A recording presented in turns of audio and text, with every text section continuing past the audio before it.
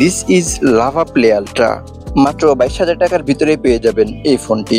22,000 টাকার ভিতরে এই ফোনটিতে থাকছে 120 হার্টজের refresh rate AMOLED display, MediaTek ডাইমেনসিটির একটি চিপসেট। ফোনটি দিয়ে ফটোগ্রাফি করার জন্য থাকছে 64 মেগাপিক্সেলের ক্যামেরা, আর ফোনটি লং টাইম ইউজ করার জন্য 5000 মিলিঅ্যাম্পিয়ারের ব্যাটারিও থাকছে। এই সকল কিছু নিয়ে এই ফোনটি কেমন পারফরমেন্স করতে পারবে সেটি এই ভিডিওতে জানানোর চেষ্টা করব। চলুন তাহলে আমরা মূল ভিডিওটি শুরু করি।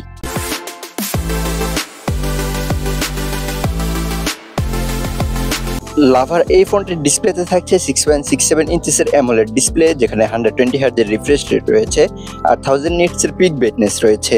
ফোনটির স্ক্রিন টু বডি রেশিও হচ্ছে 87.9%, আর ফোনটির ডিসপ্লে রেজুলেশন থাকছে 1080x2400 pixel, pixel density 395 PPI, expect ratio থাকছে 20:9, আর এই ফোনটির ওয়েট হচ্ছে 182 গ্রাম এবং থিকনেস হচ্ছে 7.8 মিলিমিটার। ফোনটিতে হাইব্রিড সিম কার্ড স্লট থাকছে, অর্থাৎ আপনি যদি দুইটি সিম ইউজ করেন তাহলে এইচডি মেমোরি ব্যবহার করতে পারবেন না। ধুলাবালি এবং পানি থেকে রক্ষা করার জন্য ফোনটিতে থাকছে IP64 এর মতো রেটিং।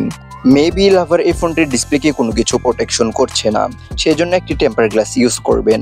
দেন যদি এই ফোনটি পারফরমেন্স সেকশন নিয়ে কথা বলি তাহলে এই ফোনটি আপনারা out of the box Android 15 পেয়ে যাবেন, আর এই ফোনটিতে কিন্তু 2 বছরের অ্যান্ড্রয়েড আপডেট আসবে।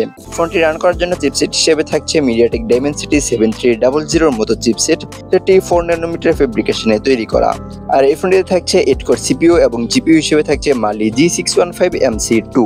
ফোনটি 2টি র্যাম রোম ভেরিয়েন্টে পেয়ে যাবেন। বেস ভেরিয়েন্ট শুরু হচ্ছে 6GB র্যাম 128GB রোম থেকে, এছাড়াও 8GB র্যাম 128GB র্যাম রোমের ভেরিয়েন্ট থাকছে।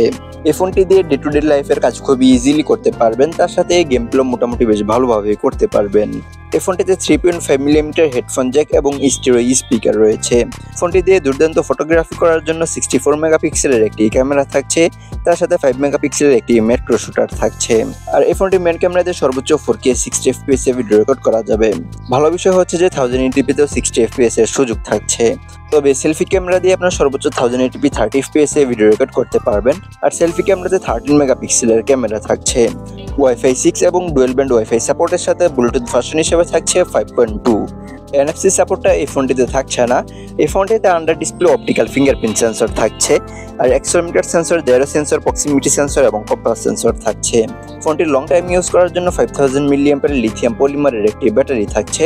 এই ব্যাটারিটিকে চার্জ করার জন্য 33 ওয়াটের একটি চার্জার থাকছে, আর 33 ওয়াটের এই চার্জারটি দিয়ে 1 ঘন্টা 20 থেকে 30 মিনিটের ভিতরে এই ফোনটি ফুল চার্জ করে নিতে পারবেন। দেন চলুন এবারে এই ফোনটিকে আমরা সেকশন ওয়াইজ রেটিং করি। এই ফোনটির ডিজাইনে আমরা 10/7 দিচ্ছি, পারফরমেন্সে 10/6 দিচ্ছি, কানেক্টিভিটিতে 10/7 দিচ্ছি, ব্যাটারিতে আমরা 10/9 দিচ্ছি, ডিসপ্লেতে 10/6 দিচ্ছি, ক্যামেরাতে 10/5 দিচ্ছি, ফিচারে আমরা 10/8 দিচ্ছি, আর ইউজেবিলিটি 10/7 দিচ্ছি। সো ওভারঅল এই ফোনটিকে আমরা 10/6.9 দিচ্ছি। সো এই ছিল আজকের এই ভিডিওর কাছে কেমন লাগলো চাইলে কমেন্ট বক্সে জানিয়ে দিতে পারেন। দেখা হচ্ছে খুব শীঘ্রই, সে পর্যন্ত ভালো থাকবেন, সুস্থ থাকবেন।